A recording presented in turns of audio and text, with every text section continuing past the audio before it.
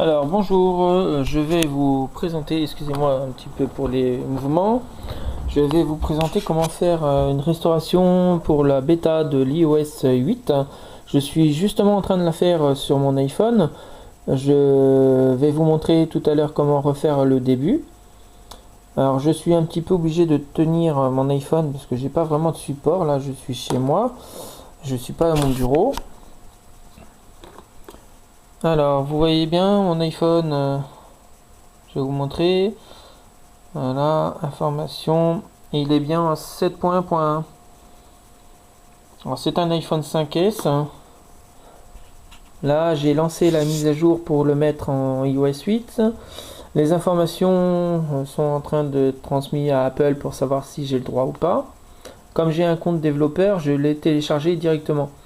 Après, selon certains sites, vous pouvez la télécharger. Je ne vous conseille pas parce que ça risque, vous risquez d'être banni ou d'avoir des problèmes si vous n'êtes pas un développeur. Alors là, il faut attendre, hein, bien sûr. Selon certains, ça peut mettre un peu plus de temps.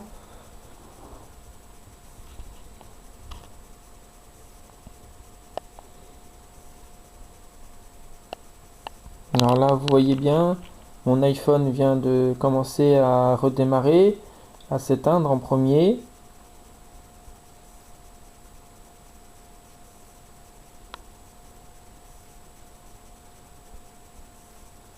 Alors pour ceux qui ont un Mac, quand vous téléchargez le firmware, c'est un peu plus facile que pour un Windows. Moi j'ai téléchargé la première version, je me suis encore loupé, j'ai pris la mauvaise. J'ai téléchargé la deuxième qui a mis qui était un peu plus rapide. Et en pas longtemps, j'ai pu avoir ma mise à jour. Là, il est en train de faire un redémarrage. Alors, il faut appuyer sur Shift et sur Restaurer ou Mettre à jour sur iTunes en même temps. Et ça va ouvrir un dossier de votre ordinateur qui va vous permettre d'aller à l'endroit où se trouve le firmware que vous avez téléchargé avant. Vous cliquez sur votre firmware, vous faites ouvrir et iTunes va s'occuper tout seul de faire la vérification, de savoir si vous avez le droit et de mettre à jour votre iPhone ou votre iPad. Une fois que c'est fait, vous aurez plus qu'à attendre la fin de la mise à jour, hein, comme je vous montre. Hein. C'est bien marqué à cet endroit-là.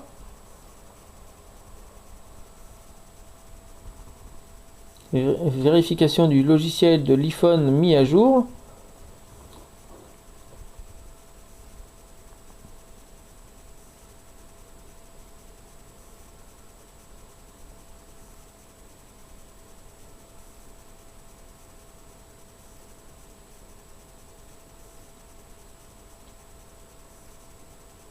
Alors je fais un petit clin d'œil, hein, je vais remercier Mac Forever parce que leur présentation et la suivi de la keynote était très fluide, très bien. Cette année, moi j'ai regardé comme presque tous les ans, depuis que j'ai mon Apple TV, je la regarde dessus, depuis qu'il la diffuse. Et cette année, j'avoue que la keynote a été très fluide. Je n'ai jamais eu de soucis, elle n'a jamais reculé, du moins retardé. Comment dire, en fait avant le petit souci c'est quand on mettait la vidéo, on la lançait, ça avait tendance à ramer, donc à bloquer, et quand ça redémarrait, on était un peu en retard comparé à la vraie vidéo, au live. Et là je n'ai pas eu de coupure, pas une seule. J'étais directement au même moment que Mac Forever diffusait les infos. Que la personne de Mac Forever qui était là-bas diffusait les infos, j'ai vraiment été pile poil au bon moment à chaque fois. Donc je pense que cette année ils ont fait des efforts. Soi-disant le son était pas très bon, mais moi je trouve qu'il était nickel. Mais cette année ils ont vraiment fait des très bons efforts et la vidéo était très fluide. Et j'ai bien aimé les petites humours de Tim Cook et des autres présentateurs. J'ai oublié un peu leur nom, excusez-moi. Alors là, vous voyez bien, je vais vous faire un petit rapprochement. Mise à jour du logiciel de l'iPhone en cours. Là, c'est presque fini. Après, ça va être du micro-programme, comme on dit. Alors, vous voyez bien, là, c'est même pas un quart de mon iPhone. Alors que sur mon ordinateur, il est presque fini.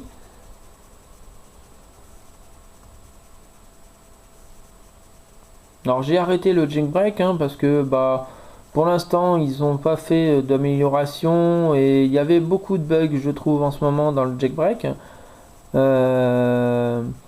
Et c'est pour ça que j'ai un peu arrêté. J'ai voulu voir un peu plus proche de l'iPhone qui pour moi une des meilleures versions qui existent en téléphone. J'ai comme il disait dans la cagnotte Android avec leur malware, moi qui travaille chez Orange en tant que technicien et développeur, je peux comprendre et je suis d'accord avec eux comme quoi Android a 10 fois voire 100 fois plus de malware que Apple qui n'en a même pas un seul.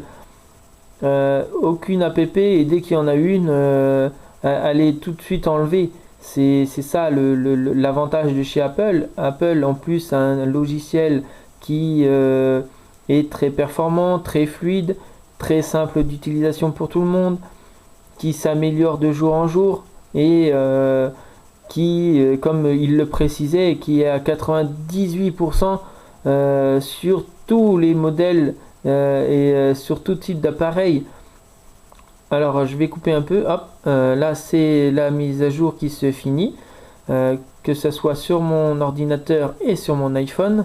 D'ici 2 minutes il va s'éteindre pour se rallumer et j'aurai l'iOS 8 sur mon iPhone.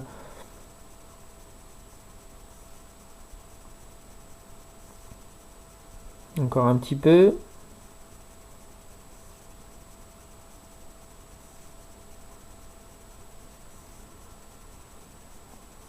Voilà, là il s'éteint. Alors je laisse faire comme ça, vous allez vraiment tout voir.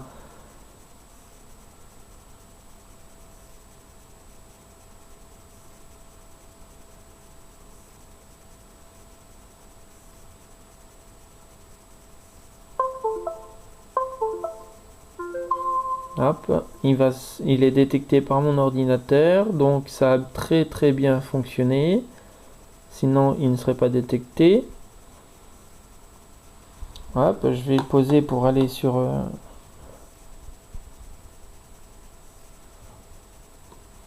Là, vous voyez bien, j'ai bien l'iOS 8. Hop, je fais mon code.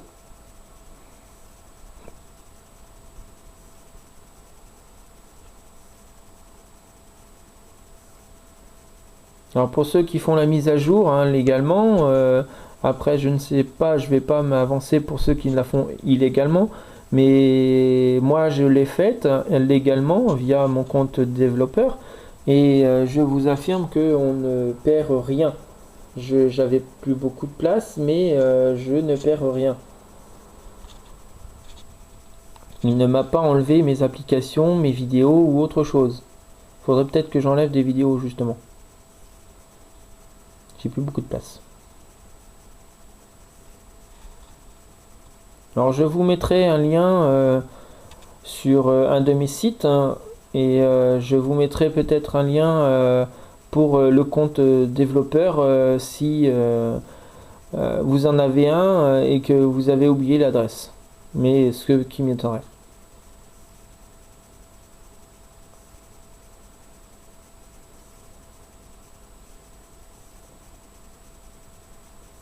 Alors là, je pense que c'est parce que comme c'est une bêta, il fait un peu plus compliqué. Il envoie des informations à Apple en cours pour le démarrage, comme quoi on est sur une bêta et qu'on l'a bien activé sur notre compte et qu'on est officiellement, on a le droit de le faire.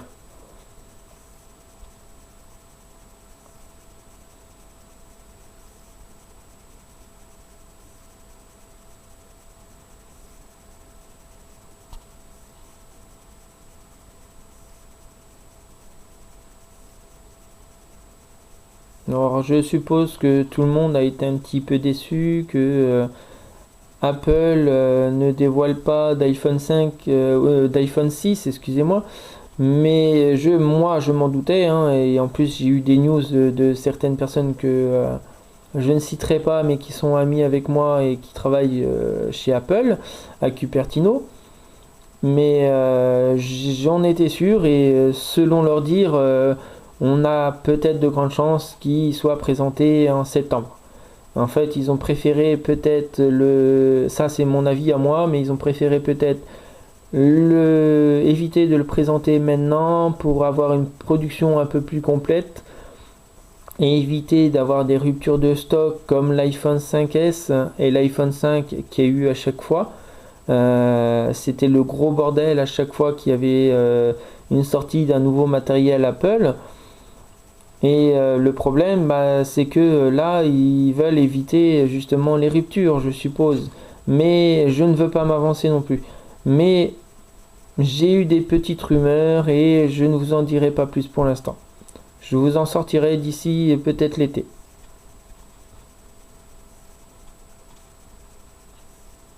Et j'ai même eu en main l'iPhone 6, la soi-disant copie de l'iPhone 6, la coque, pas la coque, mais le design. J'ai vraiment eu un iPhone 6 en main, mais soi-disant celui qu'on a vu en vidéo et en photo.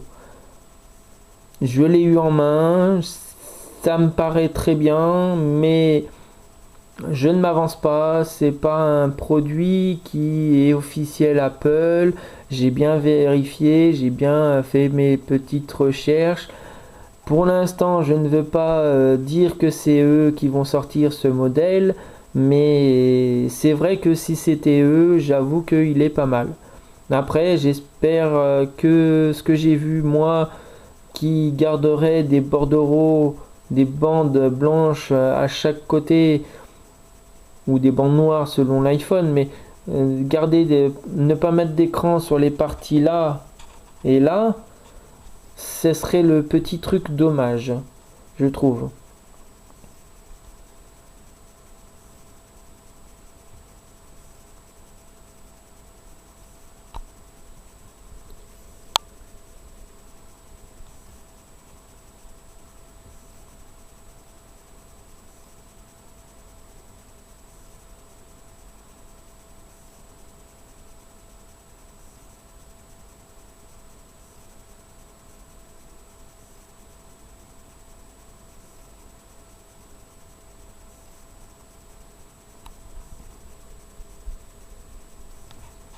Alors comme vous voyez, comme c'est une bêta, c'est vraiment un peu plus long. La mise à jour a vraiment du mal à se faire. Alors je vais couper un peu la vidéo et je reviens tout à l'heure. D'accord? On fait comme ça.